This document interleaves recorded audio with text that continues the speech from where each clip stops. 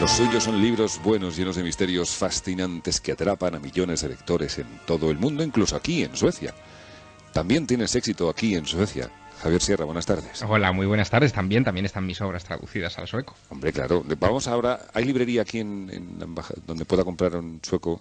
Que seguro que le hace ilusión a Javier. Tom. Sí, por supuesto. Muy bien. ¿Has estado alguna vez en Suecia, Javier? Sí, he estado. Estuve hace un par de años en Estocolmo y la verdad que me quedé muy sorprendido cuando pude visitar el Museo del Vasa, ¿no? Un marco sí, claro.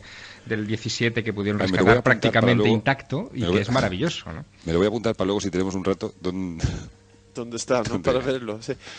Javier, cuenta la historia. Era el Orgullo, era el buque de guerra más tremendo de toda la historia de Suecia, pero Sí. no tenía tanto éxito porque se hundió en el puerto de Estocolmo, nada más que... Esa es en su fecha de inauguración. Es un Claro. poco una historia parecida a la del Titanic, pero con la diferencia de que, bueno, las aguas del puerto de Estocolmo pues son, por lo que se ve, muy aptas para conservar la madera y el barco se ha conservado prácticamente intacto hasta que fue rescatado en los 50, si no recuerdo mal, en una operación de 60, ingeniería sí. o 60 sorprendente, ¿no? No, y de verdad que el museo le recomienda a todo el mundo que está como nosotros en Suecia y en Estocolmo visitar el museo, un museo fantástico.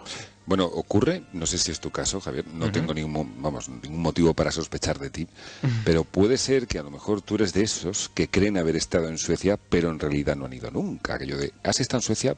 Pues he estado una o ninguna vez. Resulta que hay un 25% de la población que es susceptible de asumir un recuerdo falso como verdadero. Un 25% de la población. Sí, eso es verdad. Y además en circunstancias muy curiosas. Por ejemplo, y se han dado casos de gente que se ha sometido a una terapia hipnótica por distintas razones. Por ejemplo, para dejar de fumar o para curarse de, no sé, una fobia a un insecto o alguna actitud antisocial, etcétera. Y han salido de ahí con recuerdos falsos. O, incluso algunos que han ido a estos hipnólogos para recuperar memorias de su infancia, de cosas que supuestamente su cerebro almacena, pero que no han recordado pues desde que tenían 1 o 2 años, y han salido allí convencidos de, bueno, pues de tener recuerdos de cómo eran sus padres, su casa original, y muchas de estas cosas se han terminado demostrando falsas, es decir, el cerebro construye esa realidad. Pero fíjate, la cosa no es tanto que uno acuda al psicólogo, se someta a una de estas sesiones de hipnosis y desarrolle una memoria falsa, sino que podemos desarrollar memorias falsas de maneras, bueno, pues bastante inocentes, con información falsa, por ejemplo, que podamos leer en medios de comunicación y nos construyamos una realidad paralela. Esto que parece tan raro, en realidad Suena muy raro, desde luego. Sí, en realidad ha sido estudiado hasta la saciedad, sobre todo en Estados Unidos. Digamos, la responsable de todos estos trabajos, y ahora veremos qué tiene que ver con el misterio, que tiene mucho, se llama Elizabeth Loftus. Ella es psicóloga, matemática, trabaja para la Universidad de California, y mira qué experimento hizo hace algunos años para crear memorias falsas. Es bastante sorprendente. Escuchémosla. Una de las cosas que mis colegas y yo nos propusimos fue hacer que la gente recordase haber conocido y estrechado la mano de Bugs Bunny en Disneylandia. Esto es imposible, porque Bugs Bunny es un personaje de la Warner y no sería admitido en Disneylandia. ¿Cómo hacemos que la gente se crea eso? Les entregamos un anuncio para que lo evalúen, un anuncio falso de la Disney, en el que se ven muchos personajes, el castillo y a Bugs. Les pedimos que nos digan si les gusta el color, el formato, pero más tarde les pedimos que recuerden su viaje infantil a Disneylandia. ¿A qué personajes conociste? Mickey Mouse, Minnie, la Sirenita, Bugs Bunny. Y muchos nos dicen que recuerdan haber conocido a Bugs. Y cuando les pedimos detalles, nos cuentan que le dieron la mano, que le tocaron la cola, que se estaba comiendo una zanahoria. Es sorprendente, o sea, recordaban algo que nunca había sucedido. Efectivamente, pero fíjate, esto aplicado a otros terrenos ha empezado a dar resultados muy sorprendentes. Por ejemplo, gente que ha tenido o que dice haber tenido experiencias de abducción, de haber sido secuestrados por extraterrestres, ¿no?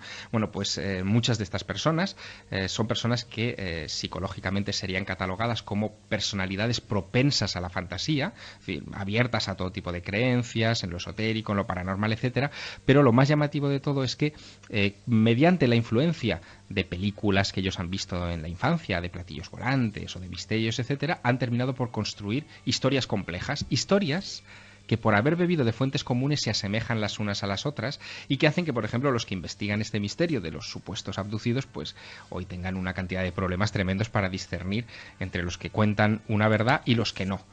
Hay una manera de distinguirlo. y es utilizando técnicas de escáner, de tomografía axial del cerebro y determinar si los impulsos eléctricos que generan las neuronas, que se supone que son las que almacenan la memoria, son más fuertes que los que generarían si esas memorias fueran inventadas, ¿no? Es decir, que la única manera que hoy tenemos de confirmarlo es debajo de un escáner, vaya.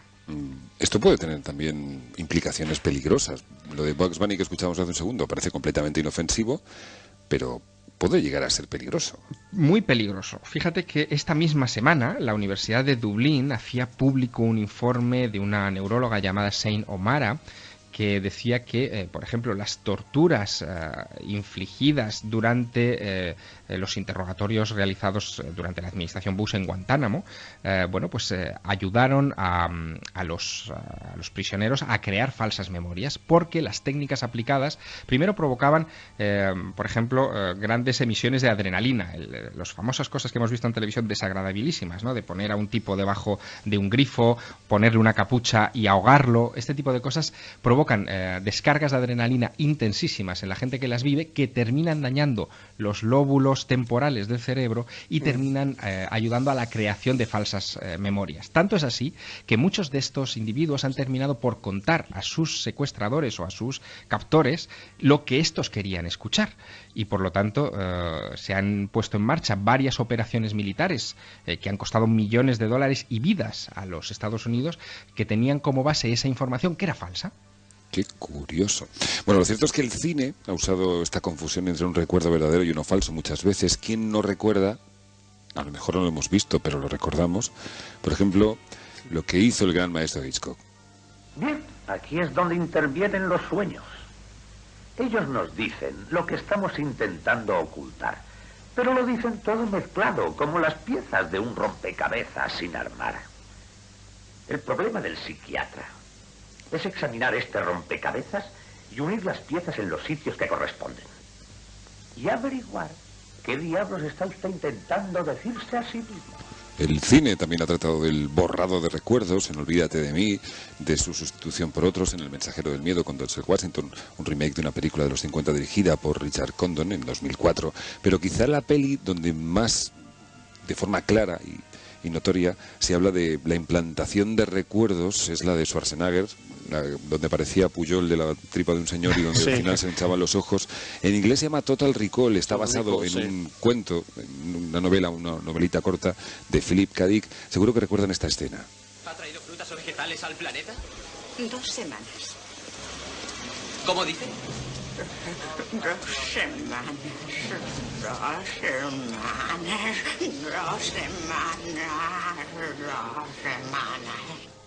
Aquí es cuando descubren el pescado. Sí. Philip K. Dick, uno de los padres de la ciencia ficción. Yo no sé si a ti te gustaría, Javier, bueno, quizá a ti sí, que te... No sé si te seduce que te implantes recuerdos. No. Después de ver Desafío Total, la versión de Paul Verhoeven que hizo de esa novelita, la verdad es que se me quitaron las ganas por completo. Pero el ver esa película, la he visto varias veces, me hizo pensar mucho sobre otras cosas que se han dicho en estos últimos 30, 40 años respecto a grandes acontecimientos históricos. Por ejemplo, se supone que fueron los cerebros de asesinos, de magnicidas importantes, fueron traqueteados por hipnosis o utilizando técnicas parecidas. Por ejemplo, en el asesinato de Kennedy dicen que fue un asesino hipnoprogramado, ¿no?